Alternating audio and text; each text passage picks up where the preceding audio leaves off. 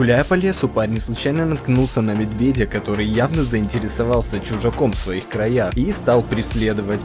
Hey bear, it's okay.